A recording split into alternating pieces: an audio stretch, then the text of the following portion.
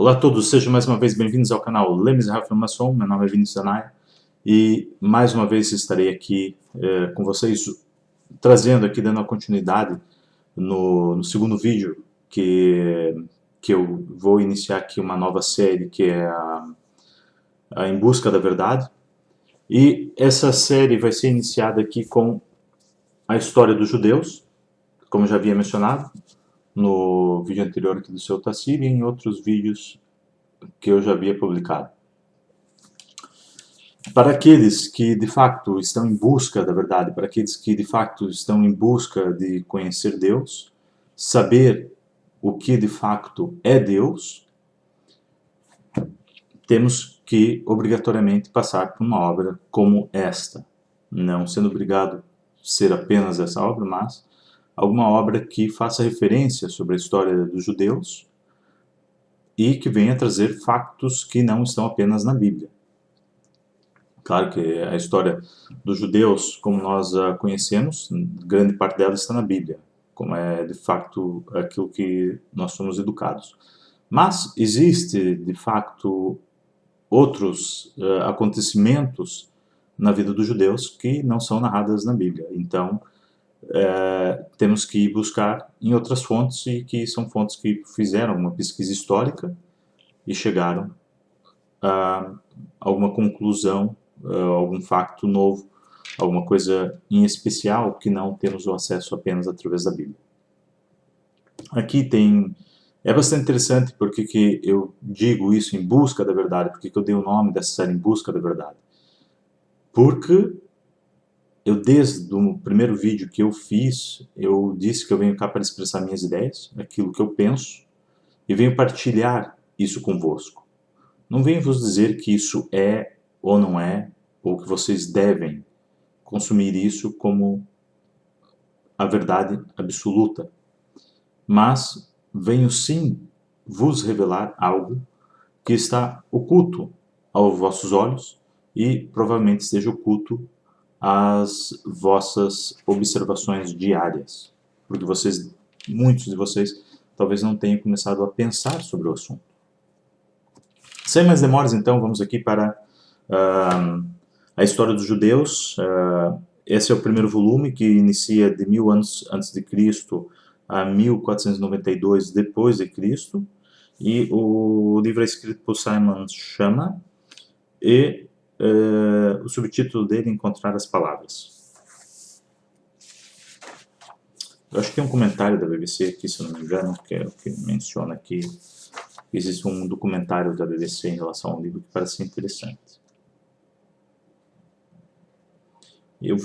Apesar de não ter sublinhado essa introdução, que não é uma introdução aqui, é só uma parte do Eclesiastes. Todos os rios correm para o mar, e o mar não se enche. Para onde sempre correrão, continuam os rios a correr. É bastante interessante, se vocês conseguirem aprofundar no que isso quer dizer. E de fato, já vou ser bem introdutório, vou ser bem direto com vocês. Depois de ler esse livro, se alguém tiver a capacidade de continuar a julgar-se cristão, então que, por favor, procure seguir aquilo que de fato Cristo deixou como exemplo e como via de vida. Agora, se vocês quiserem se julgar ainda católicos, defensores da Igreja Católica, ou defensores do protestantismo de Lutero, ou defensores da cisão ortodoxa, podem continuar. Mas uma coisa vos garanto, vocês não serão nem de perto nem de longe seguidores de um profeta e de um mestre que foi Cristo, que é assim como nós conhecemos Yeshua. Então, sendo assim, eu espero que já aqui nessa entrada clarifique bem o caminho ao qual eu irei trilhar aqui. Não acredito que homem sério ou uma pessoa que de fato esteja em procura do divino, em procura de Deus, consiga se julgar católico depois de ler esse livro. Será muito difícil. A verdade está para aqueles que querem a ver.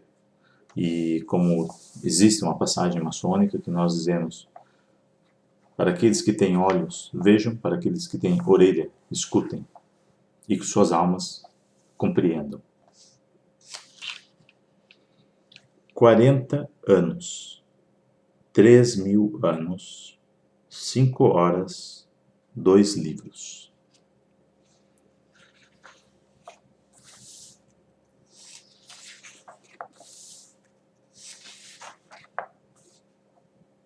Jesus de Nazaré, 500 anos. Profetas Ezequiel e Jeremias regressaram a trote em vagas sucessivas ao Egito. Aqui já vou começar a fazer a minha observação.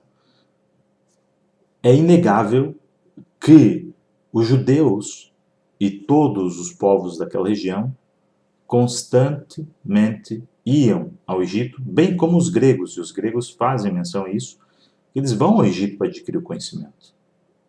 Então vejam, eles vão ao Egito para adquirir o conhecimento.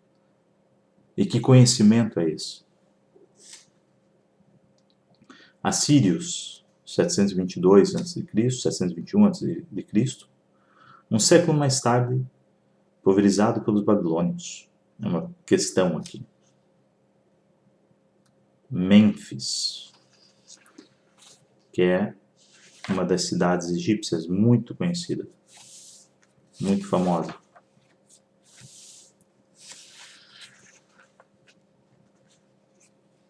Pequena, mas comprida, ilha do Nilo.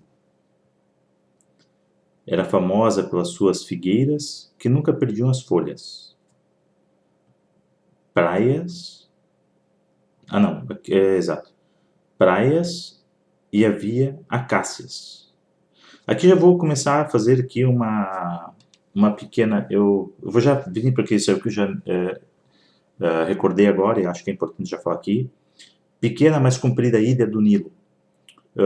Dentro dessa história de Elefantina, quando eu estive a ler, eu penso que, de facto, quando escreveram a Bíblia, quando a Bíblia, a Taná, né, a Bíblia judaica, e de facto, vamos dizer assim, transcreveram todo aquele conhecimento que era passado verbalmente, a própria Elefantina, ela serve como um jardim de Éden. Se nós tomarmos atenção aqui a algumas coisas, ela dá uma ideia de quem transmitiu a ideia do jardim de Éden, já transmitiu conhecendo uma cidade semelhante a Elefantina. E isso é bastante interessante. Foi essa ideia que eu fiquei.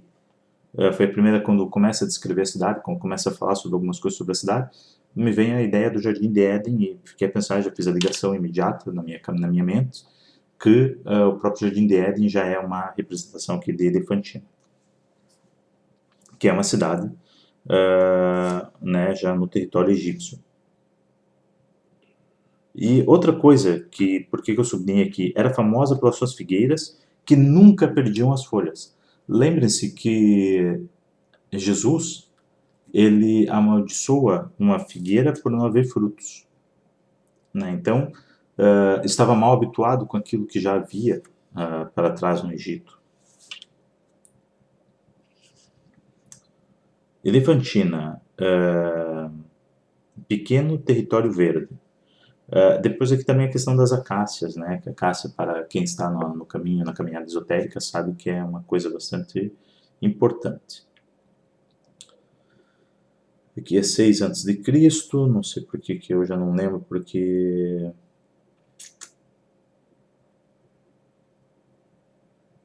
É uma coisa aqui que eu não sei por que eu... se calhar já desde essa altura, né? A cidade já era fundada e já estava sólida já há 6 séculos antes de Cristo. Todos os viajantes gregos, dignos de nota, vinham a Elefantina. Como já mencionei, os próprios gregos iam a Elefantina. O faraó Psametec I tentara, não muito tempo antes, sondar as profundezas com o cabo retorcido de 2.500 metros de comprimento. Então vejam, aquela ideia que tentam passar para nós, aquela falácia de que os egípcios eram ignorantes, não havia um conhecimento, não havia né, qualquer coisa ali que se pudesse dizer de moderno, é de fato uma falácia e passar um atestado de ignorante ou de ignorância para todos aqueles que acreditam na falácia. Porque quem teria, se uma sociedade que se fosse assim tão ignorante, teria o interesse em conhecer o comprimento aqui de um canal aquático subterrâneo, utilizando um cabo retorcido. Veja que utilizar um cabo retorcido já vem de uma ideia que tu tens que ter algum conhecimento técnico para o sugerir. Né? Quem já passou cabo na sua vida entre paredes percebe a importância do cabo ser retorcido. Porque não irá conseguir fazer isso se o cabo não o for. Ou se conseguir, irá ter muito mais dificuldade assim que encontrar uma curva, um outro obstáculo. Khnum, o deus com cabeça de carneiro, era adorado em Elefantina. Então veja, nessa altura, exatamente, nessa altura já existia um deus com cabeça de carneiro. Então isso já justifica muito o porquê, e como já mencionei aqui da ideia da divindade ter chifre, a importância do porquê que as divindades tinham chifre. A Bíblia escreveu-se na Judéia e na Babilônia, e não no Egito. É claro que aqui também tem uma coisa interessante, que eu já vou fazer já aqui a nota, que é, quando nós vemos aqui a história dos judeus, e quando os judeus são levados para a Babilônia, quais são os judeus que são levados? São os judeus que faziam parte da monarquia. Os judeus que haviam interesse em termos, que haviam educação, né, que tinham um alto nível de educação, sabiam ler, sabiam escrever, e aqueles também que estavam ligados com a questão ritualística. Mas os verdadeiros judeus, aqueles que foram deixados para trás, que era o povo, né, quando eu digo que verdadeiros judeus, que é o povo, porque toda monarquia e toda espécie de controle social, ela nunca representa o povo, ela representa apenas os seus próprios interesses. Então o povo, que é isso que denomina os judeus, é como o povo, os seguidores de uma religião, eles acabam por ficar para trás. E são esses mesmos que depois vão para a Elefantina. Então tu aqui consegues perceber de fato a essência do judaísmo nessa altura, e consegues também perceber o que acontece, que é a tomada de assalto do judaísmo por aqueles que ficaram no exílio. No exílio durante o exílio babilônico, depois que eles voltam, eles tentam tomar de assalto o que é o judaísmo, o que é a terra dos judeus, e eles também vêm tomar de assalto a própria cultura religiosa, a própria ritualística, os próprios rituais, como se faz os rituais, o que é o judaísmo em si. Eles criam, na verdade, um judaísmo na Babilônia, que não é, na totalidade, similar ao judaísmo praticado pelos judeus que ficaram para trás. E agora tu vais dizer, ok, então, mas esses judeus que ficaram para trás também são os mesmos tipos de judeus que depois nomearam Jesus como seu profeta, ou seu Messias. Em certa parte sim, em certa parte não. Mas o que se pode reter aqui é que, de fato, mesmo o povo não tendo uma educação muito elevada, e a transmissão ser uma transmissão oral, que não era uma transmissão escrita, então significa que as pessoas retinham conhecimento, e aquele conhecimento que eles retinham estava muito mais próximo da realidade do culto judaico, porque ele era similar em diferentes sociedades. E vem aqui com uma diferença bastante cravada e uma diferença bastante assente, já quando vem os judeus que estavam exilados na Babilônia, que já tinham escrito, já tinham criado regras em cima daquilo que não deveria ser criado regras. Porque nos próprios mandamentos de Noá diz, não ireis criar leis. Não ireis criar leis para o seu povo. As leis devem vir de Deus. Então, toda essa construção da Taná e toda essa alteração naquilo que era a forma ritualística do judaísmo inicial, ele acaba por ser deturpado, ele acaba por ser também aqui, de certa forma, prostituído, apesar que os judeus não vão aceitar isso, e há muitos judeus que acham que o judaísmo é aquilo que vem somente da Babilônia. Não, não é, isso é uma falácia, e o judaísmo não é só aí, porque se nós basearmos no judaísmo que só vem da Babilônia, nós vamos perder aquilo que é de mais importante na história do judaísmo, que é a sua raiz egípcia e a sua fundação egípcia. Porque é aqui que, de fato, nasce as religiões modernas e é aqui que, de fato, está o berço de toda a magia. E se ignorarmos isso, vamos estar a ignorar a verdade e não estaremos em busca da verdade. E não estaremos a revelar nada. Então, em busca da verdade é justamente isso. É mais uma via que vem afirmar que a magia e tudo aquilo que nós hoje conhecemos como religião nasce no Egito. Ela é proveniente do Egito. E por que, como mencionei no vídeo aqui do Sr. Tassilo, por que os judeus hoje em dia sofrem essa discriminação, essa perseguição? Porque os próprios judeus já faziam isso. Eles discriminavam os seus vizinhos, não deixando participar da religião, excluíam o seu próprio povo, que nessa altura, quando depois, antes já os exilados já excluíam os outros judeus, e depois na volta eles passam a excluir, porque eles elitizam completamente o judaísmo, e eles passam a excluir os verdadeiros judeus que ainda se mantiveram na terra, e que de facto conseguiram conservar toda a Judéia, que conseguiram conservar o que é hoje a Palestina, em mãos de judeus. Então, esses próprios judeus acabam por, de certa forma, querer apagar a sua história. E se estamos com intenção de apagar a história, é porque, de fato, não estamos a querer agir de bom tom. E esse é o primeiro sinal de quem não age de bom tom. Ele quer apagar o seu passado. E voltando aqui a essa parte da discriminação, então, os judeus eles já discriminavam, já havia uma discriminação entre eles, e depois havia aqui uma discriminação entre os gentios, que eram aqueles que não eram judeus, e eram tanto os povos sírios, persas, árabes e egípcios que viviam à volta. Mas os judeus também acabavam por promover uma discriminação contra o Egito. E por que contra o Egito? De várias formas. Tanto na questão da magia, para esconder a questão da magia, quanto na questão dos negros. Os egípcios, naquela altura, eram povos claramente que não eram povos de pele clara. Então, eram povos de cor, porque norte de África, com o sol que tinham, era impossível ser povos de pele clara. E eles, por terem essa, vamos assim dizer, essa mágoa interna, por ter sido escravizados pelos negros, eles acabam por serem os primeiros a começarem a praticar aqui um ato de discriminação em relação aos negros. Então, essa discriminação ela vem de várias formas e eles depois acabam também sofrendo, né? Hoje em dia são alvos também dessa própria discriminação que eles próprios deram início para esconder a magia e que eles próprios acabaram por causar aqui muitos problemas para os povos negros. E é isso. Eu depois vou explicar isso um pouco melhor, mas ela vem daqui.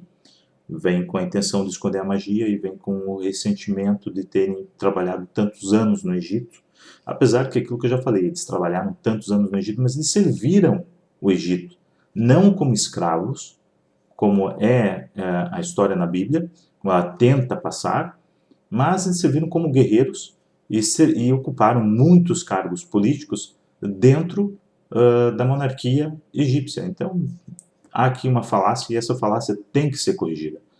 Ela deve ser corrigida para o bem. E é óbvio se nós começarmos a fazer a discriminação dos povos negros de norte de África, é mais fácil ainda de escondermos a história, né? Porque estamos a desvalorizar, e é isso que tem sido feito, né? A desvalorização dos povos que viviam no norte de África e a própria desvalorização do Egito. Mas se nós fizermos isso, nós não estamos a ser justos com a história e nós não estamos a ser justos com Deus, porque estamos aqui a ocultar a verdade sobre o divino. Continuando. Viver de maneira impura ou em servidão. Aqui ele diz que viver no Egito era viver de uma maneira impura ou em servidão. Aqui mas mesmo assim, eu diria que é aquilo que eu volto a dizer, né, é a tentativa dos judeus tentarem a dizer que Deus que eles fazem a idolatria, nesse caso, não tem o passado no Egito, é uma mentira. Tem o passado no Egito, nasce no Egito e é a fonte da magia. É onde estava a magia. E regressar, como Jeremias alertara, ao ser levado para lá, seria fazer a corte à perdição, tanto espiritual como física. Regressar ao Nilo? É uma pergunta. Nunca. Então vê-se que essa resistência aqui dos judeus em reconhecer o Egito como seu passado é muito forte. Mas aqui é aquilo que eu falei, para esconder a magia há muitas falácias. Mas foi o que os judeus fizeram, com tanta frequência e de maneira tão incorrigível, que é difícil pensar na história judaica sem pensar no Egito. Então, estás a ver, por muito que os judeus que vêm da Babilônia, que criam essa falácia, que começam uma campanha discriminatória ao Egito, tentando criar ali a sua casta, tentando serem especiais e únicos, o povo judeu sempre esteve envolvido no Egito. E mesmo na altura já de Cristo, Cristo só chega onde ele chega porque ele foi ao Egito, senão não haveria esse despertar espiritual para ele. Nomes. Era provável, nomes. Moisés. Era provavelmente egípcio. E pouco importa que uma das mulheres do rei Salomão fosse filha de um faraó.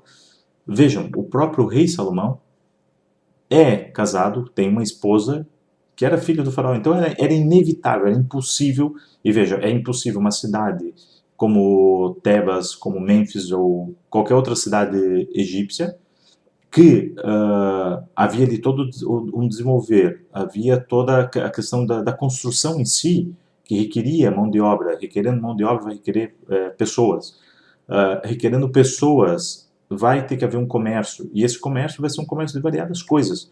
Então é impossível que outros povos da região não viessem ao Egito. Fosse para vender, fosse para comercializar, ou fosse puramente para adquirir o conhecimento. Era completamente impossível, ou meramente turismo, né, se quisermos assim dizer. Israelitas e judaítas. Norte da Palestina, povos de Israel e de Judá. Aqui é outra questão, né? A Palestina sempre foi uma parte, sempre foi judaica, né? Sempre foi. Então, esse tema que hoje temos com a Palestina é mais uma forma de discriminação. Lembre-se, eu já mencionei aqui nesse canal, os maiores antissemitas que nós temos, em primeiro lugar, é a Igreja Católica. Segundo, aqui outros interesses de outros magnatas que são aficionados pela religião criada por Maomé, que obviamente vão influenciar no pensamento ocidental e vão tentar defender a Palestina, vão isso, vão aquilo e etc e tal. Não tem que... Só que temos aqui duas questões. Se nós formos dar a Palestina aos judeus como parte da história, como povo detentor daquela terra, devido às questões religiosas, ou seja lá o que for, o que vai acontecer aqui? Vai abrir aqui uma grande questão. Por exemplo, vamos colocar aqui as Américas, né? Os próprios nativos americanos podem também querer exigir todo o direito sobre as terras deles, assim como os nativos sul-americanos e da América Central. E vamos dizer assim, vamos então expulsar vocês que estão agora a viver aqui, agora vão passar a viver sobre as nossas ordens. E aqui abre toda essa questão que há muita gente que não quer mexer. E ao mesmo se encontra aqui com a questão da própria China e com Taiwan, que acontece que alguns absurdos, né, que as companhias, as empresas, em detrimento daquilo que é justo, removem Taipei como capital de Taiwan, sabendo que são dois países independentes, já desde da guerra que se travou, tendo o regime comunista vencido e isolando o regime presente na altura na ilha de Taiwan. Quer dizer, anexar Taiwan apenas por via histórica abre esses precedentes a outros países, a outras culturas também quererem anexar as suas terras. Então, imagine os grandes problemas que isso não iria criar, tanto na América, em toda a América, de norte a sul, porque os nativos iriam exigir, obviamente, e têm todo o direito de exigir a posse sobre a terra. Abriria aqui um precedente muito grande de problemas para a Inglaterra, que a Inglaterra não gostaria de o ver, porque a Inglaterra ainda possui, né, a sua influência sobre ainda muitos países que foram parte das suas colônias, apesar de não serem colônias, mas a influência ela mantém, como a África do Sul, né? Se os negros que lá vivem e que sofrem uma forte discriminação, como vocês conhecem pela própria história do apartheid, hoje exigissem a terra que é deles, né, por questões históricas, e mesmo para a França e outros países que ainda influenciam muito a África e outros países dentro do globo. Então, vejam, ninguém tem interesse em passar a Palestina para os judeus como factos apenas históricos, e também não se tem interesse que a Palestina se torne um condato, por assim dizer, árabe ou um país independente árabe. Isso tem que ser resolvido de outra forma. Mas, obviamente, a forma que será por se resolver não irá beneficiar nenhum condato palestino, um país palestino, puramente árabe. Não deve de ser assim. Pronto, voltando, deixa eu ver aonde que eu parei. Precisou de ajuda egípcia, cercou Jerusalém em 715 a.C., continua a ser um grande mistério. Eu sublinhei algumas partes, e aquilo que eu já notei, aquilo que eu sublinho, depois eu leio continuamente, apesar de ser frases separadas, dá algum sentido. Ezequias, na sua cidadela real, como um pássaro numa gaiola, admitindo, no entanto, que não conseguia vencê-lo. O que mais surpreende, sendo historicamente plausível, é a afirmação das fontes egípcias de que foi um exército sob o comando do faraó Núbio, da 25ª dinastia, que desfez o cerco assírio, defendendo tanto o reino de Judá como a sua capital, Jerusalém. Querem mais fatos do que isso? Eu acho que é impossível, né? Então, mesmo para aqueles que estão apaixonados pelo judaísmo, pela história, pela raiz do cristianismo, está na hora de vocês acordarem. O Egito transformou-se, assim, no salvador de Judá. Cerco de Jerusalém por Nabucodonosor em 597 a.C., quando muitos membros da elite de Judá, sacerdotes, nobres e escribas, foram deportados para Eufrates, deixando o povo, agricultores, pastores e artesãos, entregues à sua sorte. Foi aquilo que eu falei há minutos atrás, né? Quando Nabucodonosor conquistou Jerusalém e forçou com que o povo fosse, que é aquilo que nós vemos, né, em Daniel, forçou com que os judeus fossem para Daniel. Não é os judeus na sua totalidade, era aqueles que só interessavam para eles, né? Que eram os sacerdotes, os nobres e os escribas. E por quê? Por causa da magia, somente por causa disso. Agora, aquilo que eram os agricultores, os pastores, os artesãos, eles foram deixados à sorte. E foram esses que, de fato, conseguiram manter e estar entregue à verdadeira cultura judaica, e não já uma cultura já, vamos assim dizer, prostituída, que vem depois dos exilados serem libertados da Babilônia. Então, essa é uma verdade que os judeus têm que encarar, e devem encarar ela de forma rápida, para que de fato possam prosperar. Aqui eu fiz uma anotação de uma outra parte. Eu vou só ler aqui esse pedaço para não ver. Ezequiel dirigiu-se diretamente ao faraó. E eu sublinhei toda a questão.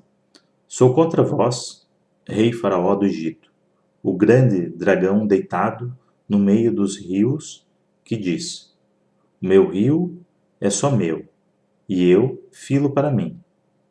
Mas eu porei ganchos nas vossas mandíbulas, e farei com os peixes dos rios se colhem as vossas escamas, e arrastar-vos-ei de entre os rios, e deixar-vos-ei na vastidão selvagem, para onde vos atirarei. Dei-vos como carne às feras dos campos, e tornarei a terra do Egito completamente, de certa forma, desolada, de Migdol até Siene, até a fronteira da Núbia. Nenhum pé de homem a cruzará, nem pata de animal selvagem atravessará, e durante 40 anos não será habitado. Então veja, né, a própria Ezequiel, né, aqui está a revolta, a necessidade de vamos rebaixar o Egito ao máximo que nós pudermos, de forma a tentarmos apagar o Egito da história. Foi isso que os judeus sempre tentaram fazer. E não estou dizendo os judeus na sua totalidade, mas os nobres, né, aqueles que se julgavam detentores do conhecimento e se julgavam detentores dos povos. Então eles sempre tentaram rebaixar o Egito de forma a esquecer o Egito. E aqui inicia, como eu vos disse, a discriminação pelos povos negros. Mas os judeus da região do sul não se perderam numa terra condenada a 40 anos de desolação. Ao contrário, prosperaram. Então veja, mesmo que Ezequiel é um profeta, né, que lança praticamente uma maldição ao Egito, o Egito mesmo assim fez com que aqueles que lá estiveram prosperassem, que os judeus que lá se mantiveram no Egito prosperassem. E essa é a verdade. É aquilo que o povo judeu hoje não quer aceitar como verdade e é aquilo que a humanidade tenta esconder. Mas o Egito é o berço de todas as religiões e é o berço da magia. E fizeram-no, apesar da proibição explícita e estrita, de que não haveria templos fora de Jerusalém. Templo de Elefantina, para recolher a arca e a Torá. Numa violação flagrante da proibição públicas, acolhia sacrifícios regulares de animais, juntamente com oferendas de cereais e incenso. A habitação de Od-Re-Oah-Re, quase como se ela fosse outra divindade local. Havia, por isso, muito sangue derramado, colunas de fumo, de oferendas ardentes, do holocausto, de ovelhas e cordeiros, o que era uma perigosa falta de tato, atendendo à notoriedade do culto do deus carneiro, no templo egípcio, do outro lado da Rua do Rei. Então vejam, aqui tem uma coisa que perigosa, né? Falta de tato, que eles nas oferendas de holocausto ao queimar os carneiros, né? Que era uma imagem de uma divindade egípcia, mesmo estando em terras egípcias. Então vejam que os egípcios nunca, mesmo isso que poderia parecer uma afronta, por eles conhecerem a magia, por eles compreenderem a magia não como instrumento religioso para dominar as massas, eles não faziam nenhuma oposição à maneira que os judeus queriam conservar o seu próprio culto. Mas o que eu chamo a atenção aqui, o que me chamou muito a atenção, é de fato, ainda não encontrei, eu gostaria de saber o que era feito com o sangue desses sacrifícios. E o que de fato, para onde que se destina o sangue desses sacrifícios? É uma das coisas que eu tenho curiosidade, mas eu não encontrei até agora, não fui buscar também, para saber o que é feito com esse sangue.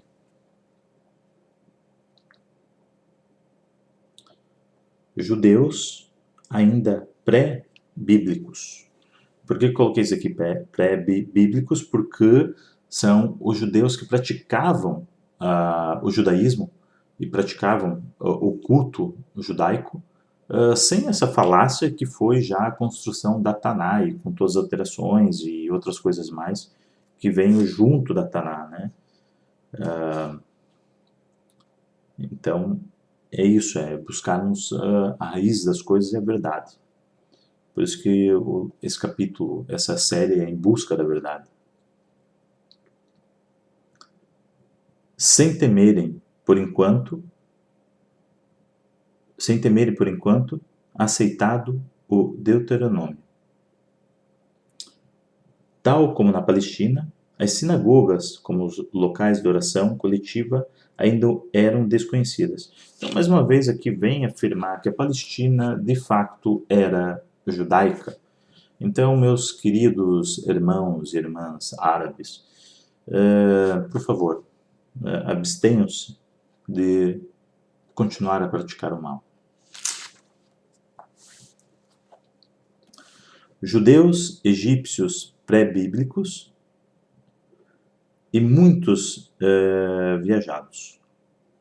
E muito viajados. Judeus egípcios pré-bíblicos e muito viajados. Parecem ter praticado a circuncisão nos seus filhos, mas toda a gente o fazia no Egito, embora nem sempre na infância e muito menos no 8º dia depois do nascimento.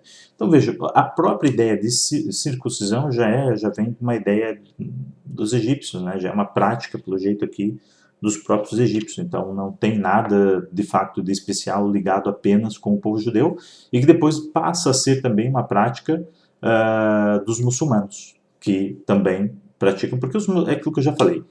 A religião muçulmana é uma cópia barata do cristianismo, depois com grande partes aqui que fazem parte diretamente do judaísmo, porque eram vizinhos, eram próximos e os judeus sempre estiveram ali espalhados por toda parte e era impossível não absorver do culto judaico. Estou aqui a cuidar, 37 minutos, eu vou dar aqui 50 minutos no máximo e vamos. Se depois eu faço um outro vídeo. Parecem ter praticado aqui essa parte ali, pronto. Abençoo-te por Iod Re Uarre. Que Iod Re Uarre te abençoe. Que Iod Re Uarre te faça ouvir boas notícias todos os dias. Que Iod Re Uarre torne este dia bom para ti. Iod Re Uarre. Sua consorte, seu par, Asherá. Os preceitos dos profetas mais exclusivistas. Isaías, que acrescentou mais de 20 capítulos ao livro, talvez 2 séculos depois do original, e que exigia uma devoção a Yahvé apenas. Podem não ter chegado aos judeus de Elefantina, cujo antepassados haviam imigrado para o Egito, ainda embebidos nas tradições e na magia da religião popular israelita. Então veja, aqui é claro, né, o que ele diz aqui é Isaías acrescentou 20 capítulos ao livro.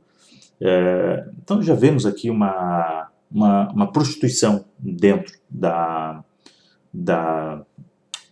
lei que seria a Torá, e que não deveria haver nenhuma alteração, e que de fato aqueles que estavam em Elefantina praticavam um judaísmo próximo daquilo que era as suas origens. E eu acho que é isso que os judeus deveriam fazer, era buscar as suas verdadeiras origens e exaltar a magia. E mais uma vez irei ler então essa parte, para que assim possa ser abençoado todos aqueles que desejam encontrar a verdade nesse caminho tão tortuoso e assombroso que é as religiões. Abençoo-te por Yod He Wahe. Que Yod He Wahe te abençoe. Que Yod He Wahe te faça ouvir boas notícias todos os dias. Que Yod He Wahe torne este dia bom para ti. Talvez, como reação, Eucaristia da Páscoa. Talvez como reação à Eucaristia da Páscoa cristã e não como seu modelo. Práticas muito liberais do que havia ficado para trás, na Palestina, aos olhos dos exilados babilônicos.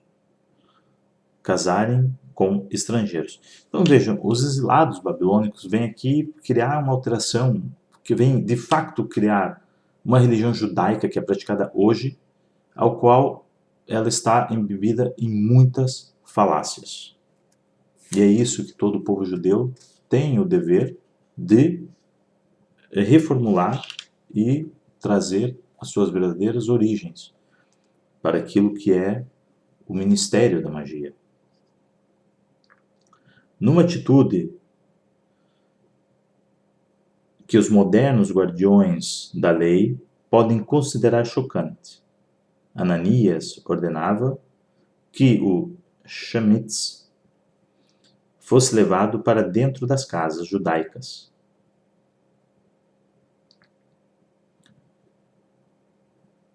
Este hábito deixaria consternados os judeus contemporâneos. Talmud, a invisibilidade não é o problema. Mixná.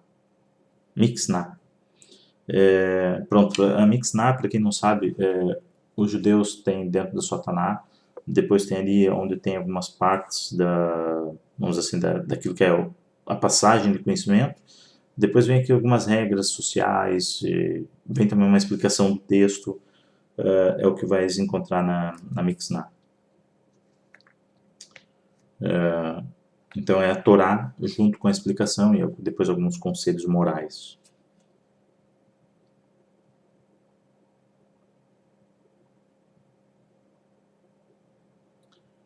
O que quer dizer a Mixná? A primeira versão escrita da Torá oral, e o Talmud, a imensa antologia de comentários que incluem a Mixná.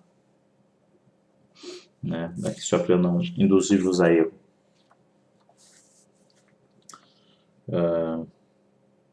Tal como mais tarde, os livros da Bíblia e do Talmud. Deixa eu ver, 43. E a própria Palestina se transformava numa pista de desfiles para marchas e mercenários. Os profetas pensavam que os judaítas e os israelitas, deixados nos montes e vales da Palestina, aqui é uma continuidade, não sei por que eu não sublinhei, era só mesmo de facto aqui para mencionar que os judeus, os israelitas, sempre foram detentores, sempre tiveram a posse da Palestina.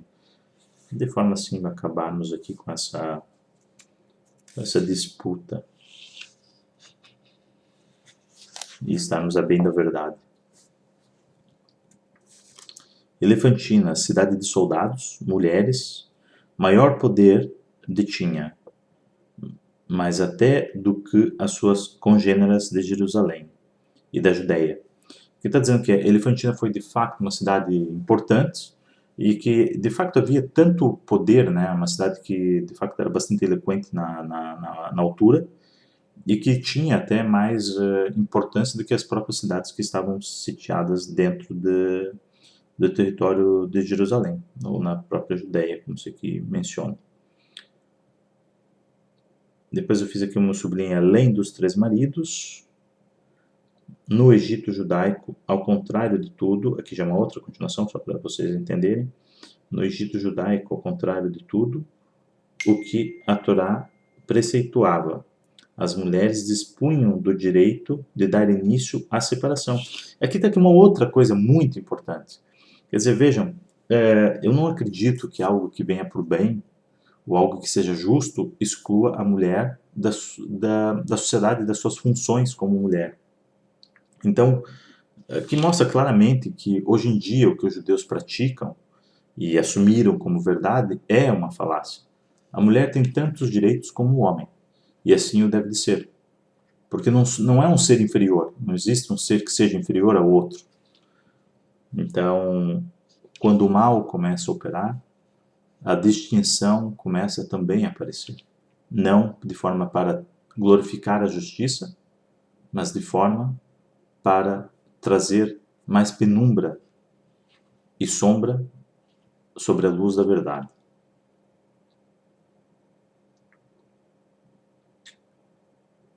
Se um homem dissesse que odiava a mulher, os mesmos termos do divórcio punham fim ao casamento e permitiam a expulsão da mulher de casa. Então, quer dizer, existem muitos absurdos, né, que nós vemos. Antes de a lei da Torá se tornar mais flexível. Quer dizer, esses exilados que vieram da Palestina criaram tantas coisas arrogantes, tantas coisas absurdas, que hoje o povo judaico, o povo judeu, os israelitas sofrem com isso. Sofrem com essa falácia que eles resolveram adotar. Comunidades judaicas fora da Palestina, seus vizinhos eram tão bons, se não mesmo melhor, do que se poderia esperar, e de que assim permaneceria. Ciúmes indígenas. A questão foi exatamente essa. Imperiais começam a desgastar-se. Os grupos étnicos tidos por beneficiários da sua confiança passam, de repente, a serem vistos como estrangeiros e não nativos. Então veja, dentro dessa construção da falácia, acaba aqui gerando os conflitos étnicos e aqueles que fazem parte da terra, ou que as suas gerações, os seus antepassados eram detentores daquelas terras, eles próprios acabam sendo vistos como estrangeiros. Eu irei dar fim por aqui a leitura dessa parte do livro.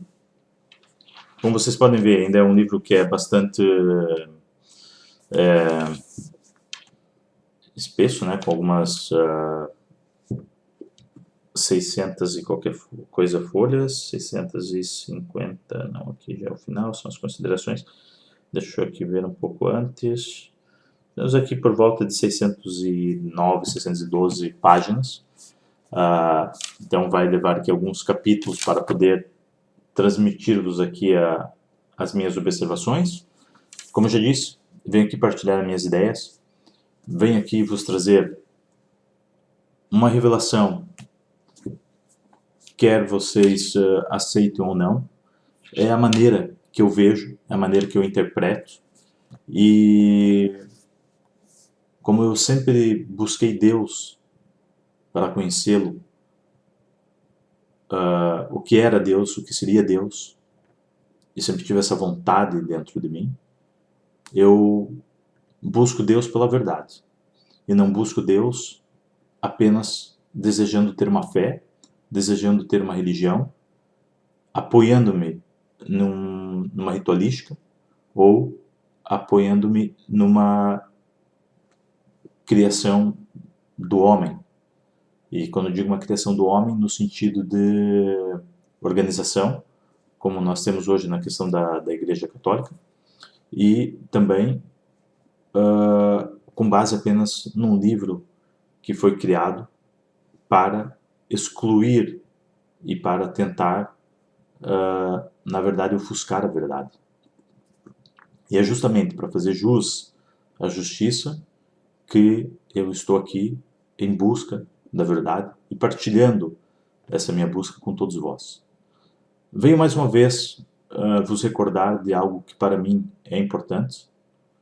Procuro praticar isso todos os dias e procuro corrigir os meus atos todos os dias. Então, mais uma vez, eu vos convido que para que, se vocês cometeram algum ato de injustiça durante o vosso dia, antes de deitar, reflitam sobre as vossas atitudes, reflitam sobre os seus atos, reflitam se vocês magoaram, se vocês foram injustos com uma outra pessoa. Procure corrigir esses vossos atos ainda antes de deitar. Se não for possível corrigir esses vossos atos antes de deitar, que o façam na manhã seguinte, ainda na primeira hora, em jejum, de forma que vocês possam dar início ao vosso dia com a justiça fazendo parte da sua vida todos os dias. E lembre-se, um homem bom jamais será justo, mas um homem justo será sempre bom. Que ela esteja convosco, disse, e obrigado.